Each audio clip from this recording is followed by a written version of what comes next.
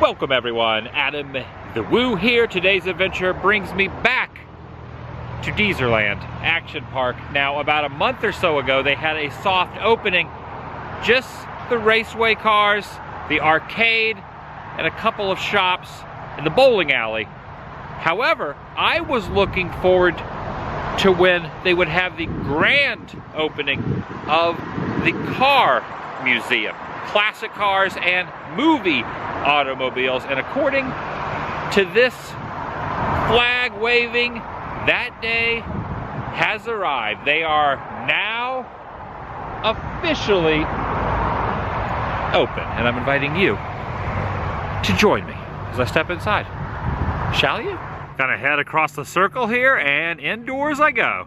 After stepping in, I'm already noticing a couple differences, like quite a few more cars are here down this little corridor that weren't here last time. And some of the ones that were on display here have been rearranged just a little bit.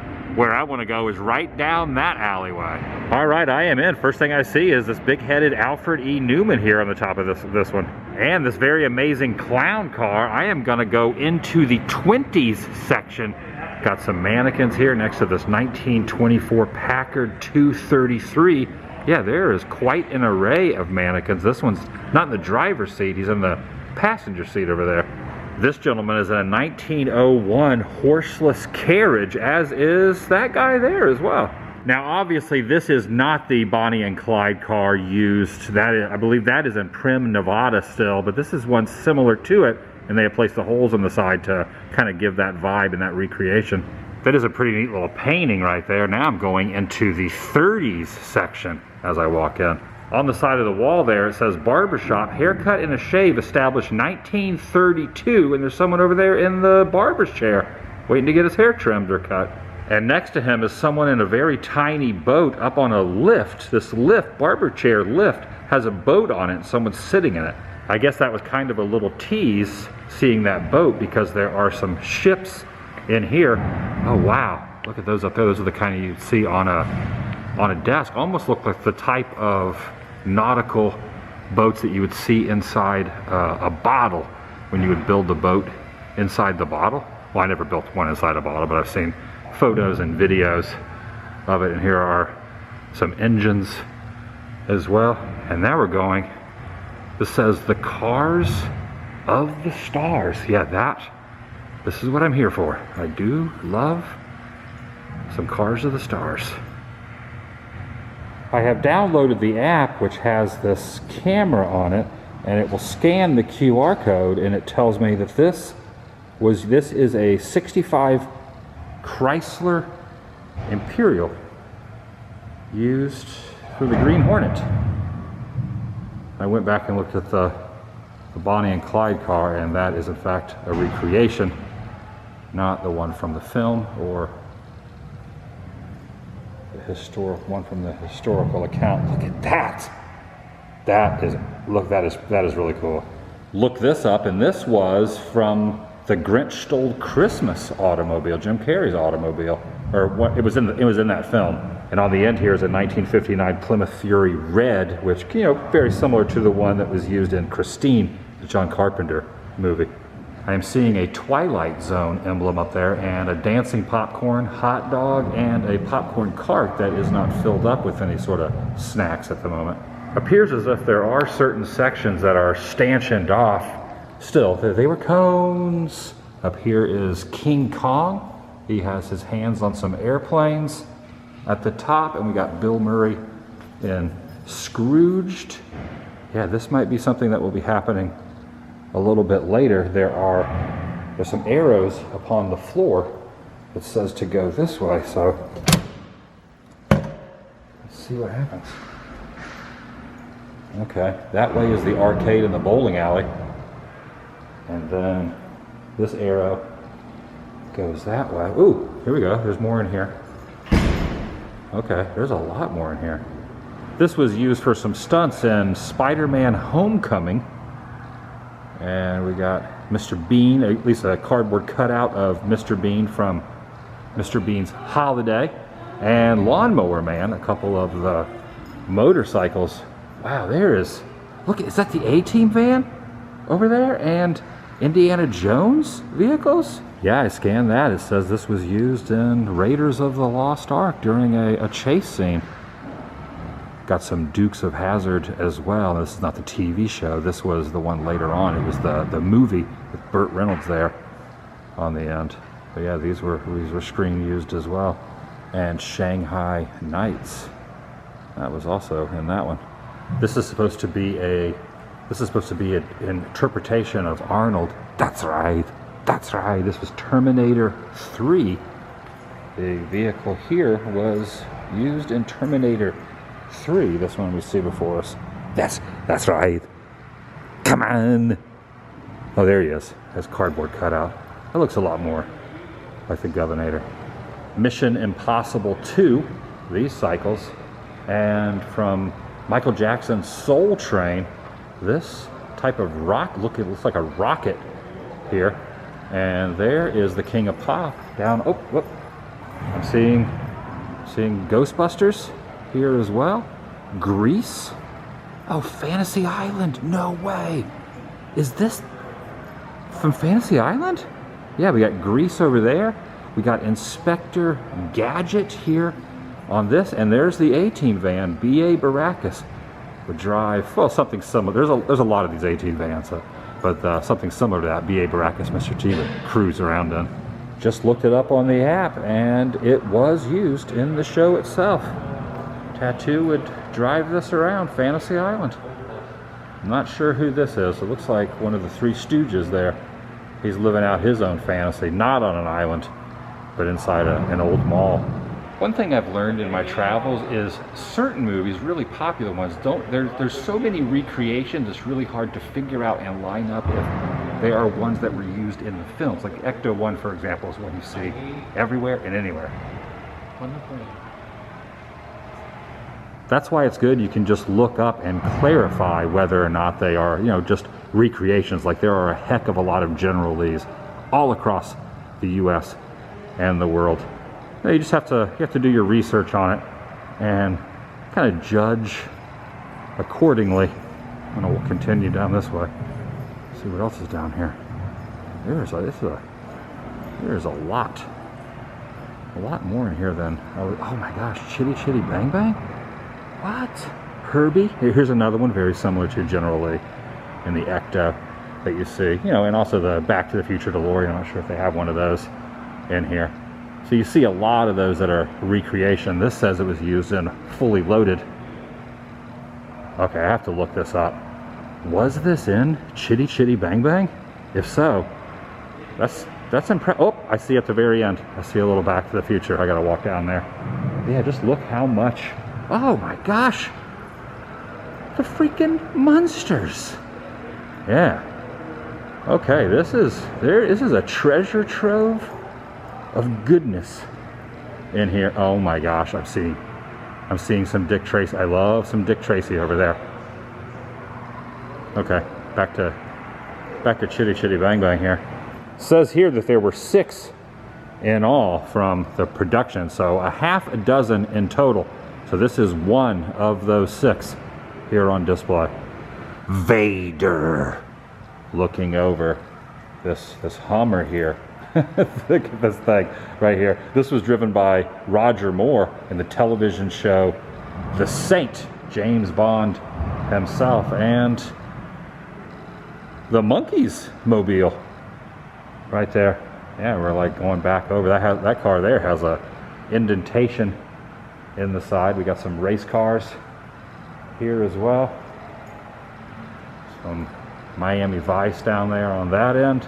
Starsky and Hutch. That could be RoboCop there. And passenger Brad Pitt. Okay, this says passenger Brad Pitt is inscribed on the side. A little BTTF, a little Back to the Future next to James Dean's type of vehicle. As I was saying, you really got to go over the details. This is a beautifully crafted and well-maintained replica of the Back to the Future DeLorean. So you got to always do your little bit of research before jumping to conclusions. I've probably seen 100 of these in my day. So you just always have to make sure there's not a whole lot of screen used ones left. The A car is at the Peterson in Los Angeles. There's a bronzed Maryland there, and the Speed Race, there's a Speed Racer replica as well. I am happy to report, however, Madonna did drive this in the film created for the Disney Studios by George Barris himself. Yeah, that's pretty dang cool. Creator of the Batmobile also. And as far as the RoboCop one goes, it was used as a promotional to promote the film for part 3. This was a promotional car for number 3. This gentleman appears to have werewolf hands, and here is Mini-Me and some of the choppers from Easy Rider that could be seen in Easy Rider as well. This one I am not too certain of. I looked that up, and that's what gave me the Easy Rider information, which is the one tucked away over there. Just going off what I just read, this was prominently featured on the first 2 seasons of Vice, and the car scene was a replica built on a Corvette C3 chassis of a Ferrari, but on the 3rd season it was replaced by the Testarossa. And this is only one of the major rooms. I can go back out into the hallway. There are a lot of different sections here on premises to see. Got Dragula right down there, which I believe also was George Barris, if memory serves me correctly. Don't hold me to that. It's just going off of memory, and I'm not always the best at remembering things. Yeah, is that Travolta behind the wheel of this? Check out the C3, I was going to say C3PO because I saw Vader earlier. The see-through hood there at the front, and the passenger in the back looks totally disinterested in this cruise, just looking off to the side. I always thought it'd be really neat to have a helicopter, the blades popping out of the top of your hat. Not sure how that would work in real life, but it'd be pretty neat if it was actually, you know, able to function in that facet. Oh, your wrist there has a little spring on it. This thing is called Professor Fate. Oh, what's that from? That answers my question. It's from The Great Race. Stepped over into another area out of the main corridor into the London section, and this says England, and we got Princess Diana, and walking in here, look at this little thing, the Royal Mail. A lot of different vehicles from a lot of different countries, for sure. You just pass out of one into another. Now, these remind me of Vespas. They're a different brand, but I've always perceived these as the Vespa, but I guess there's more than just one brand of these type of scooters. This place is massive. There's even more scooters over there on that little shelving unit. Just look at the size of this display. This camouflage bug here with the surfboard on top. Very impressive. I am very impressed. I don't think I'm even halfway through the shot. Everywhere I turn is a different section. All right, now we're getting into the Vespa section, but there is a plethora of those. Look at all these Vespas. I am really, honestly, I'm blown away just by how many articles are in here total. It'd be pretty neat to own the Fern Hollow Express and just kind of cruise around in it. It's kind of a neat little mode of transportation, right?